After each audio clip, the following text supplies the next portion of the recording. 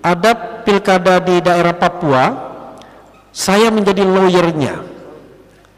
Rupanya begitu mau sidang, partner saya lawyer mengundurkan diri. Karena apa?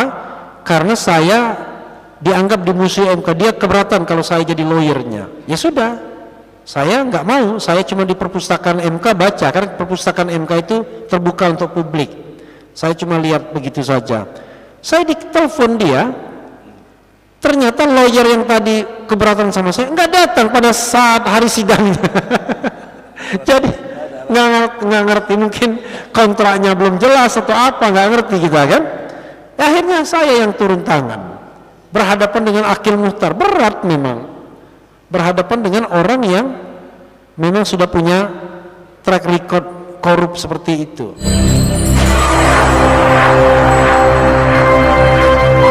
Assalamualaikum warahmatullahi wabarakatuh. Tadi itu namanya, tadi yang dilakukan Pak Kiai itu namanya ice breaking. Jadi ice itu es, breaking itu mecah. Maksudnya biar badan nggak kaku, jadi kita pecahkan, ice breaking ya. Jadi kawan-kawan semua, ini motivasi itu buat yang muda-muda aja. Untung Pak Kiai bilang saya kasih motivasi, karena kalau saya kasih ceramah saya nolak, karena saya bilang ilmu saya tidak cukup untuk memberikan ceramah, apalagi pakai dalil-dalil.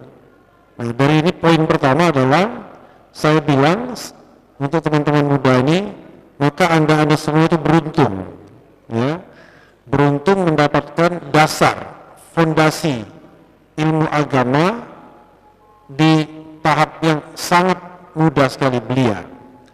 Jadi mudah-mudahan belajar di pesantren ini baik ya, dan syukurnya Pak Kiai tidak tertutup orangnya, mengundang orang-orang yang barangkali tidak berasal dari tradisi pesantren, hanya ilmunya ilmu duniawi saja. Bahkan ada juga yang non muslim yang diundang, Rocky Gerung kan sudah datang ke sini.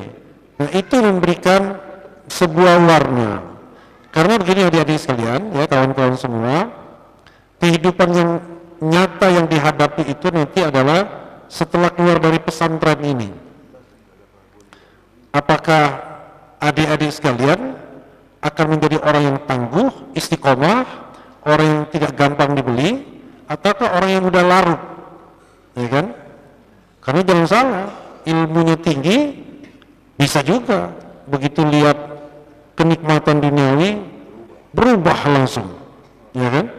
Dalil bergantung kepada siapa yang membayarnya. Nah, itu yang kemudian tidak boleh ya. Saya tidak terlalu mendalami yang namanya ilmu agama dalam usia yang sudah 53 tahun ini, walaupun saya sama Bang Egy selalu dipanggil Adinda, karena usia kan nggak bisa melampaui. Jadi 5 tahun ke depan tetap lebih tua Bang Egy ya kan. Karena itu adik-adik beruntung ya, tetapi sekali lagi nanti akan diuji dalam kehidupan duniawi. Seperti Bang Egy katakan tadi, bahwa insan yang baik ya tentu bukan yang cuma beribadah saja, bukan yang urusannya hablum minallah saja. Itu bukan berarti kita mengatakan tidak baik. Jangan terbiasa mempertentangkan atau mendikotomikan hal-hal yang baik. Jadi hal yang baik itu beribadah, hal yang baik, sholat tahajud, hal yang baik, ya kan? Mendengarkan majelis ilmu seperti itu hal yang baik, tapi bermuamalah yang baik ya hal yang baik juga. Jadi memang tantangannya kalau kita mau menjadi seorang yang idealis, kadang-kadang tidak mudah ya. Tapi saya memberikan paling tidak sharing pengalaman. Harus 2 hal yang dipunyai oleh kawan-kawan semua, adik-adik semua. Pertama adalah kompetensi. Kompetensi. Apa kompetensi itu? Kompetensi itu apa? Keahlian. Keahlian di mana? Di bidang apapun. Jadi kalau kita mau menjadi seorang dokter, jadilah dokter yang terbaik. Menjadi ahli hukum, jadilah ahli hukum yang terbaik. Menjadi seorang penafsir Al-Quran, jadilah penafsir Al-Quran yang terbaik. Karena if you are the best, become the best, maka insya Allah urusan dunianya agak lebih mudah. Karena kita semua punya kompetensi.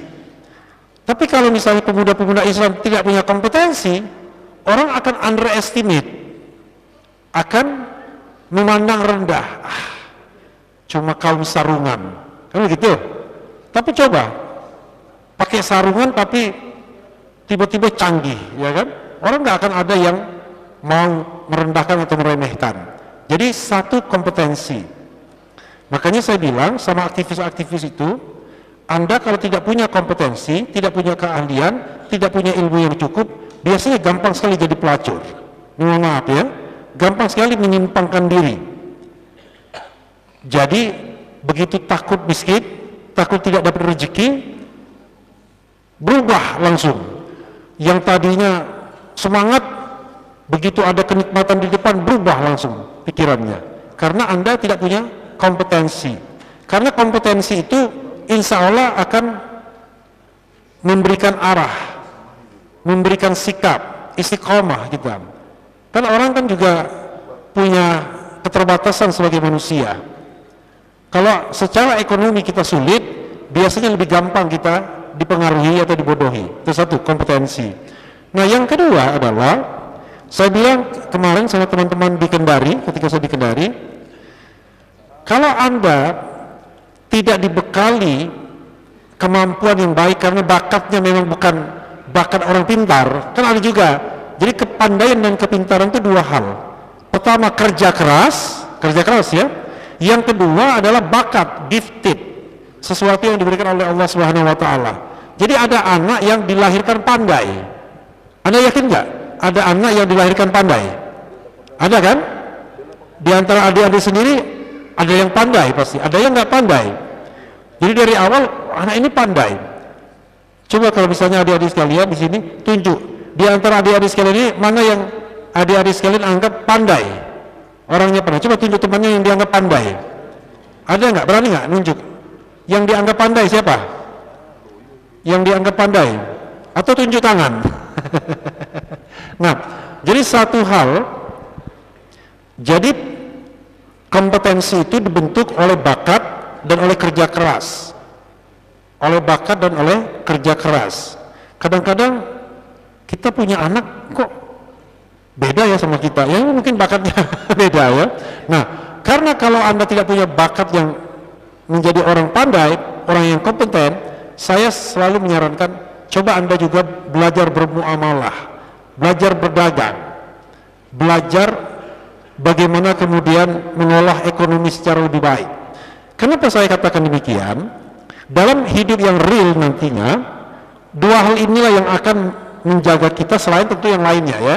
Saya tidak menyebutkan yang lainnya, tentu keyakinan kita kepada Allah Subhanahu wa taala, kemudian macam-macam. Tapi saya hanya ingin memberikan dua tips ini. Satu, kompetensi yang tinggi. Dua, kemampuan atau keahlian berdagang, bermuamalah. Makanya Rasulullah sebelum jadi Rasul, dia berdagang. Jangan salah, dia pandai. Karena saking pandainya dia berdagang, kemudian Khadijah yang pada waktu itu menjadi saudagar, orang yang terpandang di Mekah, dan pada waktu itu memang janda, tetapi banyak sekali yang melamar, semua dia tolak. Tapi untuk ketika dia melihat Rasulullah Muhammad SAW, langsung dia kepincut. Tidak hanya karena Rasulullah tampan, gagah, tapi lebih dari itu dia adalah orang yang memang pandai, cerdas, pandai berdagang. Jadi ketika diserahkan ekspedisi dagang ke negeri Syam, jadi Syam itu sekarang Suriah, Lebanon, Yordania. Bisa bayangkan, Arab Saudi ke sana itu jalannya 1 bulan, 1 bulan kalau nggak salah. Kalau sekarang sih cuma berapa jam naik pesawat. Kalau dulu misi dagangnya jalan 1 bulan bolak-balik berapa bulan. Jadi bisa dibayangkan. Tetapi begitu Rasul yang membawa barang Khadijah, untung besar karena Rasul pandai bermuamalah, pandai berdagang, ya. Jadi itu harus dipunyai dua hal tersebut. Nah, saya mengungkapkan pengalaman pribadi misalnya. Pengalaman pribadi saya yang barangkali tidak seberapa ya, tetapi memang selalu ada tantangan untuk gangguan-gangguan terhadap independensi. Pertama, saya ini seorang lawyer yang sering beracara di Mahkamah Konstitusi. Sebelum orang beracara di Mahkamah Konstitusi, saya beracara di Mahkamah Konstitusi karena saya dianggap memiliki kemampuan, karena saya pernah menjadi staf ahli di Mahkamah Konstitusi sampai 2007, dari 2003 sampai 2007. Jadi ketika saya berpraktik di Mahkamah Konstitusi mulai tahun 2009, jadi tidak langsung ya, biar ada jeda, biar tidak ada konflik of interest, banyak klien saya, terutama klien-klien pilkada, judicial review dan lain sebagainya, itu memberikan rezeki yang banyak kepada saya. Alhamdulillah ya. Tetapi ketika saya melihat fenomena MK tidak benar, maka kalau adik-adik pernah membuka berita, pada tahun 2010 saya mengindikasikan bahwa MK itu sudah kemasukan mafia peradilan. Pada waktu itu Pak Mahfud lagi jaya-jayanya sebagai ketua MK. Wah, merasa terganggu dia, karena dulu ketua MK itu selalu digadang-gadang menjadi calon presiden. Wah, merasa terganggu. Tapi akhirnya, walaupun awalnya terpojok, Allah Subhanahu wa Ta'ala akhirnya menunjukkan bahwa apa yang saya katakan itu benar 3 tahun kemudian, yaitu Akil Mukhtar, ketua Mahkamah Konstitusi. Jadi pada waktu saya mengindikasikan dia makan suap dan lain sebagainya, dia menjadi hakim biasa. Dalam perjalanan selanjutnya tadi istidraj, dia diberikan kenikmatan, terpilih menjadi ketua Mahkamah Konstitusi. Wah, hebat sekali kan? Wah, Refli Harun makin terpuruk, makin gak benar. Buktinya apa yang saya katakan, ya kan? Gimana? Dibilang, ada teman saya yang tanya, dan teman saya itu sekarang menjadi hakim konstitusi juga, dia bilang begini, gimana? Sekarang sudah menjadi ketua. Saya bilang apa? Bagus, saya bilang. Malah saya bilang bagus. Kenapa? Mudah-mudahan dia seperti Umar bin Khattab, saya bilang. Artinya dia memang tobat, setobat-tobatnya. Mudah-mudahan seperti Umar bin Khattab. Tapi kalau dia tidak setobat-tobatnya, ini gampang ketahuan, saya bilang. Iya kan? Lebih gampang ketahuan. Ternyata dia tidak tobat, makin menjadi ketua Mahkamah Konstitusi, semakin korup dia. Akhirnya dia tertangkap tangan oleh KPK. Hukumannya seumur hidup, bayangkan. Kalau dia tidak tobat juga di Sukamiskin sana, ya neraka lah tempatnya, ya kan? Ya kita doakan yang baik, mudah-mudahan dia bertobat, kemudian dia mau ya lebih baik kan daripada dipotong tangannya kan di Sukamiskin.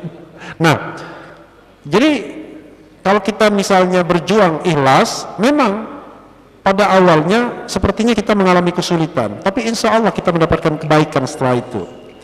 Sama sepertinya YouTube ini, ya. Jadi waktu saya menjadi orang yang mengindikasikan bahwa Akil Mukhtar itu korup,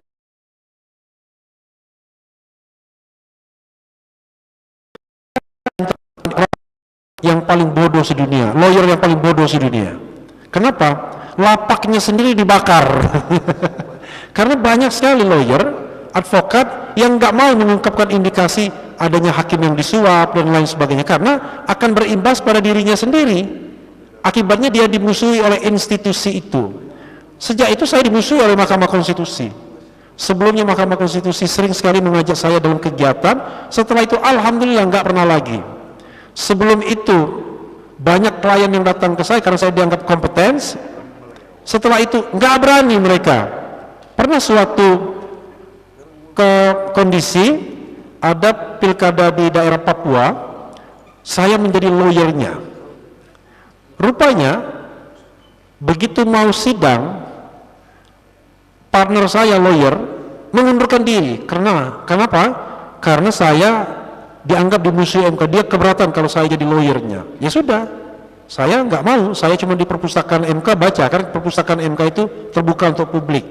Saya cuma lihat begitu saja. Saya ditelepon dia, ternyata lawyer yang tadi keberatan sama saya nggak datang pada saat hari sidangnya. Jadi nggak ngerti, mungkin kontraknya belum jelas atau apa, nggak ngerti kita kan. Akhirnya saya yang turun tangan, berhadapan dengan akil muhtar, berat memang, berhadapan dengan orang yang memang sudah punya track record korup seperti itu. Nah, tapi teman saya bilang, namanya rezeki itu insya Allah datangnya dari Allah Subhanahu Wa Taala, bukan dari Mahkamah Konstitusi, Hakim Muhtar atau siapapun.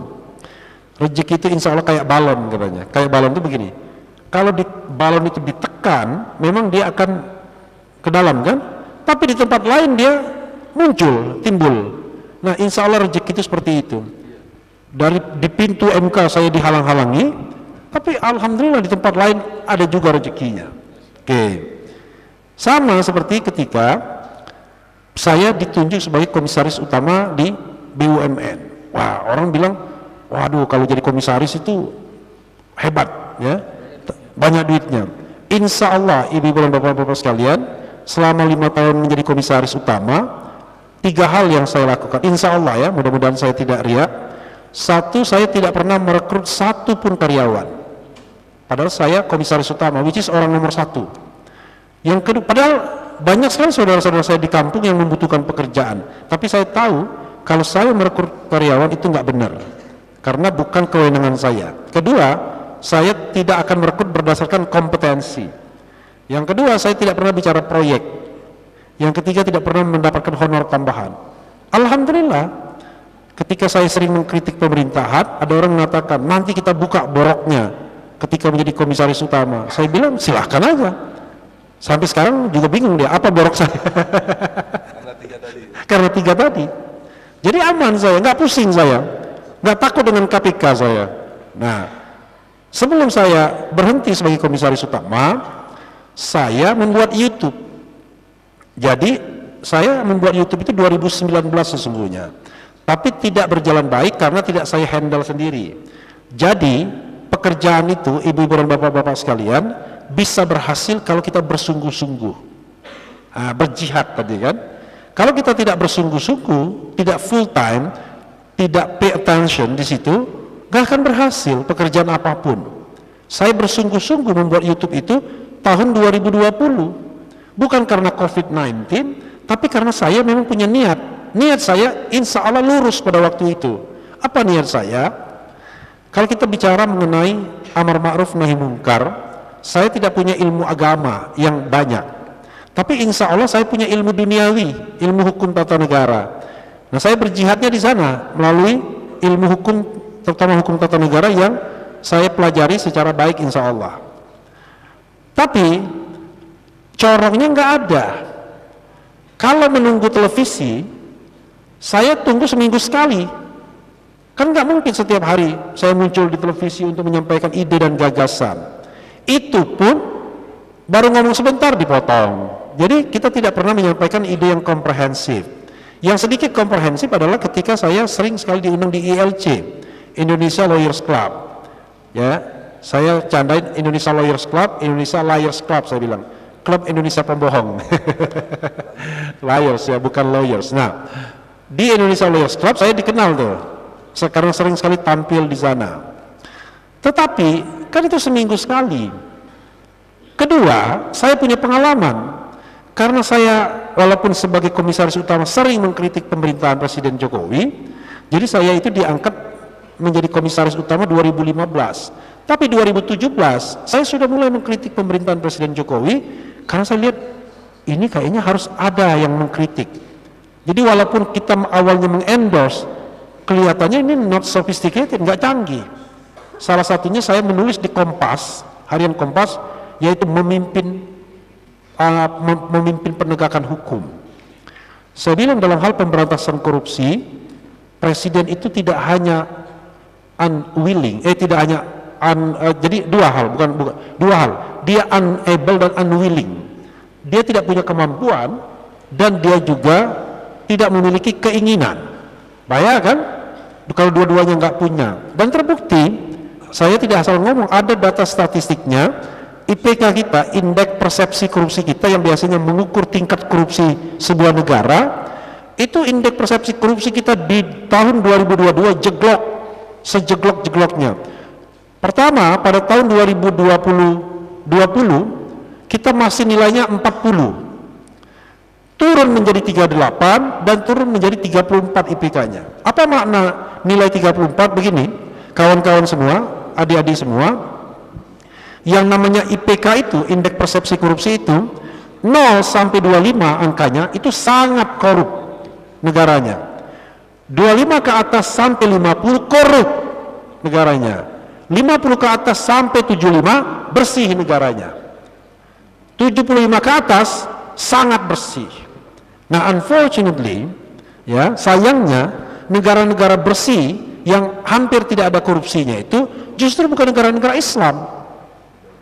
Misalnya Singapura, Selandia Baru, negara-negara Skandinavia, Norwegia, Finlandia, Denmark.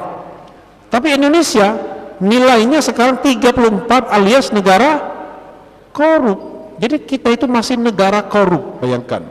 Kalau kita sandingkan paradoksnya, ya, kita adalah the largest Muslim population in the world. Kita Muslim terbesar di dunia dengan populasi lebih dari 200 juta, ya kan? Tetapi di sisi lain kita termasuk salah satu negara yang masih korup. Kan ini tantangan bagi kita, generasi muda Islam, bagaimana mewujudkan yang namanya tata kelola pemerintahan yang baik. Nah, mewujudkan tata kelola pemerintahan yang baik itu ya dimulai dari kita. Kita harus tanggung jawab. Salah satu tanggung jawab kita, ya, carilah, pilihlah pemimpin yang baik. Tanpa harus menyebutkan nama misalnya, carilah, pilihlah pemimpin yang baik dalam semua level. Tidak hanya presiden, tapi juga gubernur, bupati, wali kota, camat, lurah, kalau seandainya ada pemilihan. Kalau camat kan nggak ada pemilihan.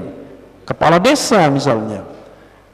Di Indonesia ini, dari semua proses pemilihan yang ada di Indonesia, semuanya pakai ini, pakai fulus, pakai money politics. Pertanyaan saya adalah, bagaimana bangsa ini mau dirahmati oleh Allah, mau diberikan pertolongan, dijadikan bangsa yang baldatun thayyibatun wa rabbun ghafur, kalau cara milih pemimpinnya pakai duit, pemimpinnya korup, pemimpinnya kemudian hanya mengeruk kekayaan. Kita kan akhirnya pilih pemimpin bukan pilih yang rajin sholatnya, tegas orangnya, adil orangnya, tapi biasanya fulusnya banyak. Yang fulusnya banyak. Dan itu semua level. Bayangkan bagaimana negeri dengan mayoritas Islam ini mau dirahmati oleh Allah Subhanahu wa taala. Karena itu saya tidak setuju. Ada kampanye mengatakan ambil uangnya, jangan pilih orangnya. Jangan. Uang haram nggak boleh diambil. Kita jangan membiasakan untuk mengambil uang haram lalu mengatakan kita nggak usah pilih orangnya. Enggak. Uangnya tolak, ya kan? Kita nggak pilih, laporkan bahkan bila perlu ke penegak hukum atau ke Bawaslu atau ke Panwaslu. Jadi dengan demikian kita dibersihkan hal-hal seperti itu. Selama memilih pemimpin masih seperti itu, sudahlah, saya mengatakan tidak mungkin negara ini dirahmati oleh Allah Subhanahu wa taala. Nanti Tuhan bilang, mau minta negara, doa terus kan, ya Allah ya Tuhanku, ya kan, berilah kami keselamatan, kesejahteraan dan lain sebagainya. Nah, mana mungkin, ya kan? Kalau pemimpinnya saja misalnya terpilihnya melalui mekanisme yang curang. Kalau pemimpinnya sendiri bahkan anti-Islam, Islamofobia. Lucu kan saya katakan semalam, PBB, Perserikatan Bangsa-Bangsa, sudah mengeluarkan deklarasi perang melawan Islamofobia. Lah kita baru belajar untuk Islamofobia. Tahu yang maksudnya Islamofobia itu? Benci dengan Islam, benci yang berbau-bau Islam. Bayangkan, ada nggak kelompok masyarakat seperti itu? Banyak. Begitu ada sedikit saja soal Islam, wah langsung.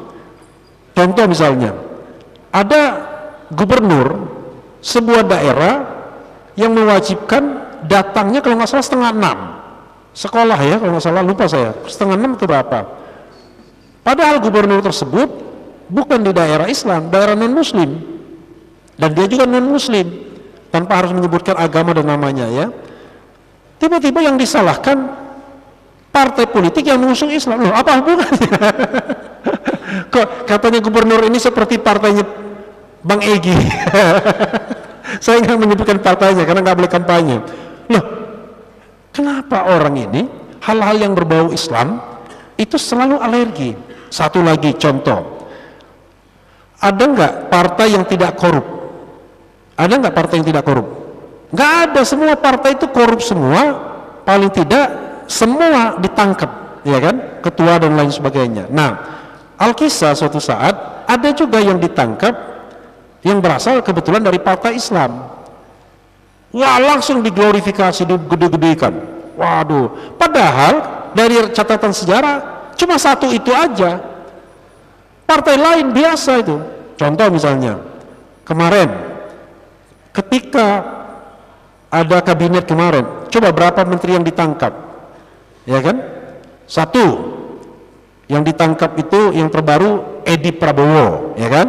Tahu kan dari partai apa? Saya nggak perlu menyebutkan partainya. Jadi menteri.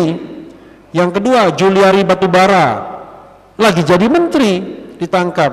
Kemudian Idrus Marham, lagi jadi menteri. Kemudian Imam Nahrawi, orang Jawa Timur, ya kan? Lagi jadi menteri. Nah, kalau orang ditangkap ketika dia sedang berkuasa, double dosanya, dosa korupsi dan dosa tidak amanahnya sebagai pemimpin. Kebetulan partainya Bang Egy, dia sebenarnya tidak lagi pejabat, cuman dia korupsi juga. LHI. Ya. Tapi hukumannya berat amat. Jadi ada kecenderungan untuk Islamofobia. Jadi memang menjadi generasi Muslim itu rodok-rodok berat sedikit, kawan-kawan semua. Kenapa? Karena kalau salah sedikit aja langsung jadi omongan orang. Contoh misalnya, ya, ada lawyer tanpa menyebut nama, kemana-mana gandeng cewek dia, padahal istrinya ada, ya kan? Orang nganggapnya biasa aja, ya kan? Coba kalau Egy Sujana gandeng cewek, wah langsung ribut orang, katanya Muslim, kemana-mana gandeng cewek yang bukan muhrimnya. Kan agak berat kan? Memang begitu, kalau kita ada terpeleset sedikit saja orang akan ribut. Nah, karena itu memang menjadi generasi Muslim ini memang membutuhkan konsistensi. Sama cerita saya tadi, begitu saya mengkritik pemerintahan, ya, sebulan saya nge-YouTube, alhamdulillah diberhentikan saya sebagai komisaris utama. Jadi saya hanya ingin membuktikan, bukan karena saya diberhentikan sebagai komisaris utama saya mengkritik, tapi karena saya mengkritik maka saya diberhentikan sebagai komisaris utama. Jadi memang orang-orang sana suka memfitnah, padahal track record itu tercatat. Saya mengkritik pemerintah itu sudah sejak tahun 2017. Bahkan pernah di televisi, saya masih jadi Komod BUMN, saya berdebat disatukan dengan Rocky Gerung dan dengan Babe Ridwan Saidi. Padahal saya masih Komod BUMN. Lawan debat saya, satu Ruhut Sitompul, dua Johan Budi yang sekarang partai pemerintah juga, satunya lagi Fajrul Rahman yang juru bicara presiden. Jadi saya masih menjadi Komod BUMN sudah dikelompokkan dengan Rocky Gerung. Makanya kalau tadi yang saya kasih buku 200 tokoh itu waktu 50 tahun peluncuran buku tersebut saya masih menjadi komisaris BUMN 2020. Tapi yang ada di buku itu cebong ada, kampret ada juga. Jadi di buku itu pejabat-pejabat pemerintah memberikan testimoni, tapi ada Rocky Gerung juga, ada Said Didu juga, ada ustadz-ustadz juga, ada orang yang suka mengkritik pemerintahan juga. Jadi teman saya separuh cebong, separuh kampret, ya kan? Nah sekarang setelah nge-YouTube ini, wah makin kenceng kan saya mengkritik pemerintahan. Jadi setelah makin kenceng mengkritik pemerintahan, temannya Egy Sujana.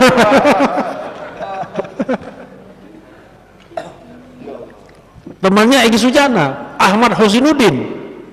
Tiba-tiba temannya lagi, alhamdulillah kan kita dapat teman-teman yang pengganti yang baik. Temannya lagi yang lebih menggelegar lagi siapa? Habib Rizik, ya kan? Jadi saya menjadi ahli dalam sidang Habib Rizik 2 kali lagi. 2 kali saya menjadi padahal konon katanya di pemerintahan sekarang, konon ya, walau alam ya, konon katanya kalau Anda sudah pernah ke sono, ya kan, ke sana lah ya, yang saya sebutkan tadi, pernah datang ke partainya Bang Egy, ya kan, pernah ke apalagi yang ke HTI main gitu, dekat sama orangnya, insya Allah Anda tidak akan menjadi pejabat publik apapun di republik ini. Sampai begitu, bayangkan. Padahal ketika saya bergaul dengan mereka, baik-baik semua orangnya, nyolong enggak, ya kan? Kenapa? Karena mereka takut Allah. Kan pengawasan yang paling luar biasa adalah kalau kita punya kesadaran diri sendiri, ya kan? Seperti puasa, kan nggak tahu nih orang kalau kita minum, tapi kita justru puasa itu kita nggak minum, nggak makan. Padahal kalau kita mau minum dan makan kan juga orang nggak tahu. Tapi karena keyakinan kita kepada Zat yang maha mulia, Zat yang tunggal, akhirnya kita menjalankan perintahnya. Nah itu yang saya lihat. Bahkan saya jadi ahli juga dalam sidang Habib Bahar bin Smith yang bagi sebagian kelompok masyarakat dianggap orang yang radikal, orang yang ekstrim. Memang kalau kita bicara mengenai amar ma'ruf nahi mungkar, begitu amar ma'ruf orang suka semua, kan mengajak kebaikan kan, ayo kita sholat, ayo kita bersedekah. Tapi kalau kita mengatakan pemerintahan Presiden Jokowi sudah melanggar konstitusi misalnya, itu kan baru ini. Oh ketika mulai nahi mungkar, mulai kita, waduh, mulai intel dekat, ya kan, kemudian mulai diincar, mulai dilaporkan orang. Nah, saya menggunakan YouTube saya untuk ladang beramal, insya Allah, ladang berjihad. Makanya saya nggak pernah hitung-hitungan, apapun statement Bang Egy Sujana, saya muat. Saya muat statementnya. Pokoknya dia sidang di Pengadilan Negeri Solo, saya muat. Banyak sekali konten-konten saya mengenai sidang itu, di mana media mainstream tidak memberitakannya.